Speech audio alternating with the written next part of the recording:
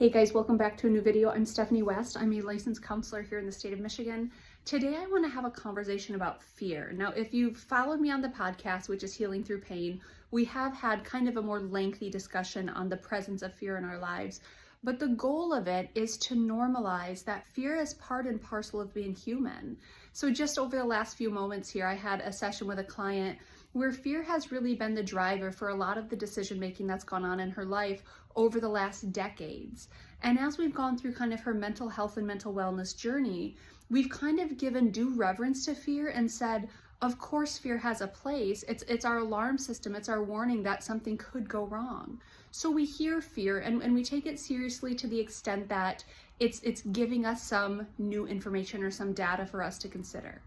But fear should not be something that immobilizes us. So just because a fire alarm goes off, it doesn't mean we stop and stay motionless and let, whatever's going on around us consume us. No, it's that alarm system that, hey, you should pivot or make an action or get out of here or whatever it is. Fear has a place in our story.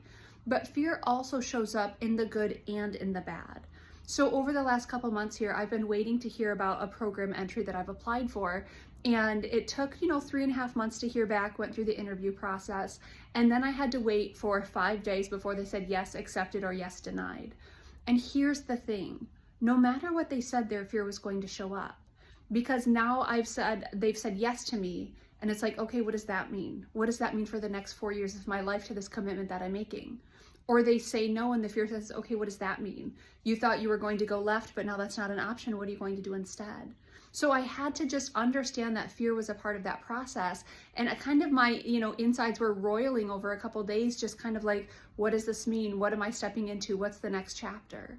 But fear was going to show up in the good and in the bad. That's just part and parcel of change. So one of the things we want to do is we want to just give language to when I'm feeling a certain sensation, an uncertainty, a trepidation, a fear. That's normal, that's human. Fear sometimes can give us some sort of warning that something might go amiss, and we should consider that, and we should listen to it, but not listen to it and immobilize us, but listen to it and say, okay, if X, Y, and Z happens, what am I going to do about that? But the big thing is decisions that are fear-based, they're going to be reactive. They're not going to be very wise or discerning often, because fear should not be making our decisions for us.